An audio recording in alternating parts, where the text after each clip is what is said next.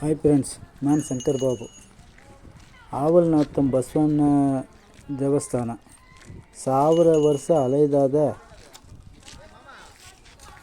ದೇವಸ್ಥಾನ. ಕುಗೆ ದೇವಸ್ಥಾನ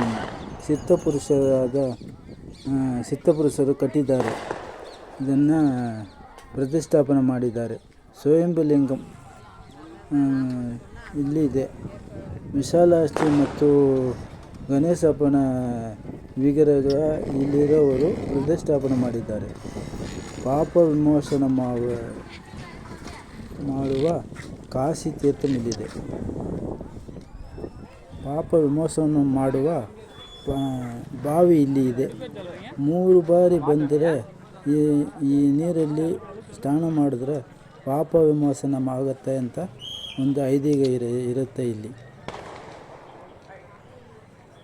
ಇಲ್ಲಿ ಬಾವಿಯಲ್ಲಿ ಮೇಲ್ಮಟ್ಟದ ಮೇಲೇ ನೀರಿರುತ್ತೆ.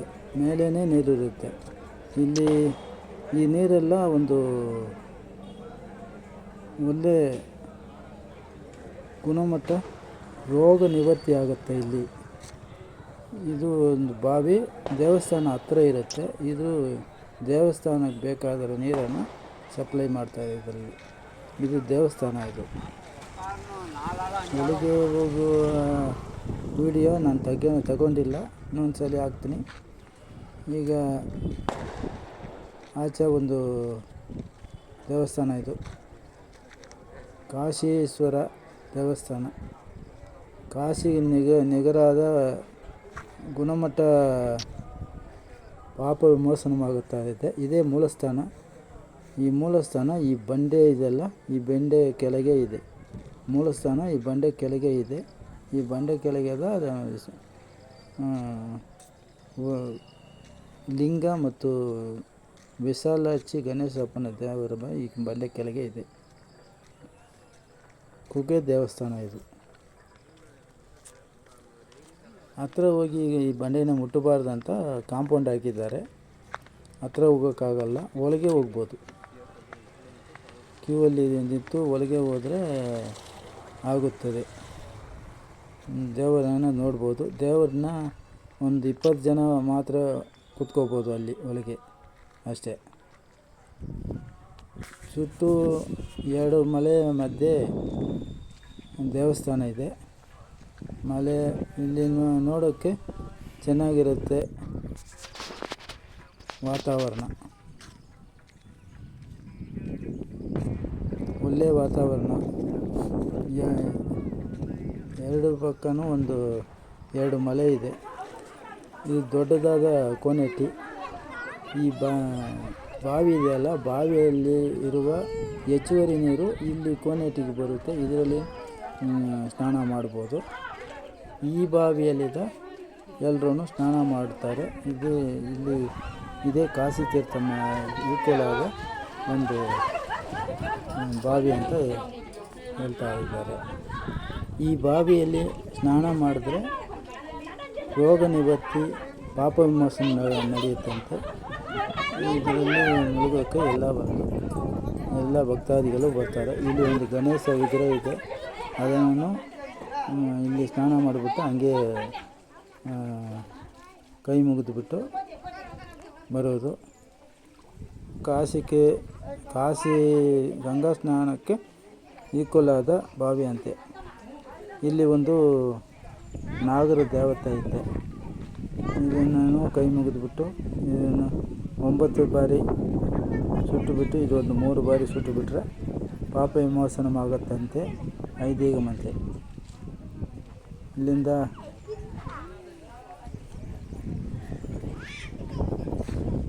ಇನ್ನೊಂದು ಸಾಲಿ ತೋರಿಸ್ತಾ ಇದ್ದೀನಿ ಬಾವಿ. ಇದಾದ ಮೇಲೆ ಮುರುಘದ ದೇವಸ್ಥಾನ ಇದೆ. ಮುರುಘರ ದೇವಸ್ಥಾನ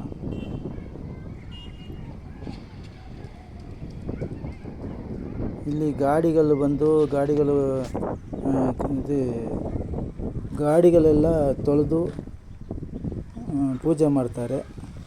ಆ ಥರ ಮಾಡಿದ್ರೆ ಯಾವುದು ಆಕ್ಸಿಡೆಂಟ್ ಆ ಥರ ಯಾವುದೂ ಆಗಲ್ಲ ಅಂತೆ. ಇಲ್ಲಿ ಬೇಕಾದಷ್ಟು ಗಾಡಿಗಳು ಬಂದು ಪೂಜೆ ಮಾಡ್ಕೊಂಡು ಹೋಗ್ತಾರೆ. ದೇವರ ಹತ್ರ ಹಾರ ಬಿಟ್ಟು ಬಂದು ಇಟ್ಟು ಗಾಡಿಗೆ ಹಾಕಿ ಪೂಜೆ ಮಾಡ್ತಾರೆ. ಮಾಡಿದ್ರೆ ಯಾವುದು ಇದು ಆಕ್ಸಿಡೆಂಟ್ ಹಂಗೆ ಬರಲ್ಲ ಅಂತೆ. ಇನ್ನೊಂದು ಸಾರಿ ಈ ಬಂಡೆ ನೋಡಿ, ಮೇಲಿಂದ ತೋರಿಸ್ತಾ ಇದ್ದೇನೆ. ಈ ಬಂಡೆ ಕೆಳಗೇನೆ ದೇವಸ್ಥಾನ ಇರೋದು.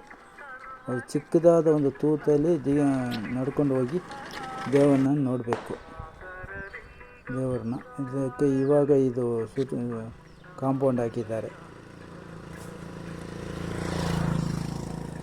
ಇಲ್ಲಿಂದ ಮುರುಘರ ದೇವಸ್ಥಾನ ಇದೆ. ಇಲ್ಲಿ ಬಾಲಸುಬ್ರಹ್ಮಣ್ಯ ದೇವಸ್ಥಾನ. ಅಲ್ಲಿ ಹೋಗ್ಬಿಟ್ಟು ಅಲ್ಲಿಂದ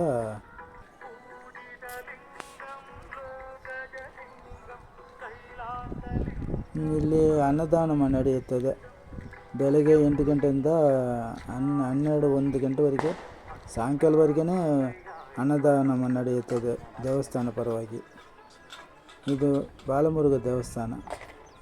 ಇಲ್ಲಿ ದೇವಸ್ಥಾನ ಇದೆ. ಇದು ಸ್ವಲ್ಪ ಎತ್ತರ ಇದೆ. ಇದೊಂದು ದೇವಸ್ಥಾನ ಎತ್ತರನೇ. ಇಲ್ಲಿಂದ ಕೈ ಮುಗಿದ್ಬಿಟ್ಟು ಆಮೇಲೆ ನಂದೀಶ್ವರ ದೇವಸ್ಥಾನಕ್ಕೆ ಹೋಗಬೇಕು.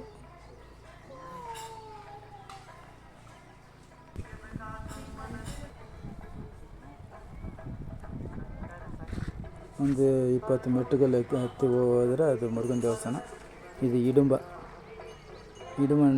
ವಿಗ್ರಹ ಇದೆ ಮುರುಘನ ದೇವಸ್ಥಾನಕ್ಕೆ ಆಪೋಸಿಟಲ್ಲಿ.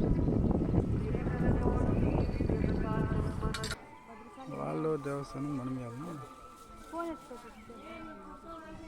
ಇಲ್ಲಿಂದ ಇದು ನಂದಿಗೇಶ್ವರನ ದೇವಸ್ಥಾನ.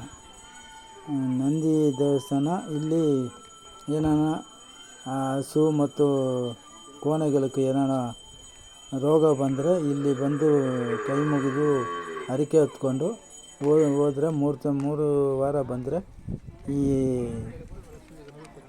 ರೋಗ ನಿವೃತ್ತಿ ಆಗುತ್ತದಂತೆ. ಆದಮೇಲೆ ಹಸು ಬೊಂಬೆ ತಂದು ಇಕ್ತಾರೆ. ಇಲ್ಲಾಂದರೆ ಹಸು ಚಿಕ್ಕ ಹಸುವನ್ನು ಇಲ್ಲಿ ದಾನ ಕೊಡ್ಬೋದು. ಇದು ನಂದಿಗೇಶ್ವರ ನಂದಿ ವಿಗ್ರಹ ಇದೆ. ಇಲ್ಲಿ ಹರಕೆ ಒಪ್ಕೊಂಡ್ರೆ ಬಾಣ ಬಿಡ್ತಾರೆ. ಒಂದು ಬಾಣ ಒಂದು 20 ರೂಪಾಯಿ ಏನೋ, ಅದು ಒಪ್ಕೊಂಡು ಅವ್ರ ಹತ್ರ ಕೊಟ್ಟರೆ, ಅಮೌಂಟ್ ಕೊಟ್ಟರೆ ಅವರು ಬಾಣ ಬಿಡ್ತಾರೆ. ಬಾಣ ಬಿಟ್ರೂ ಅದೇ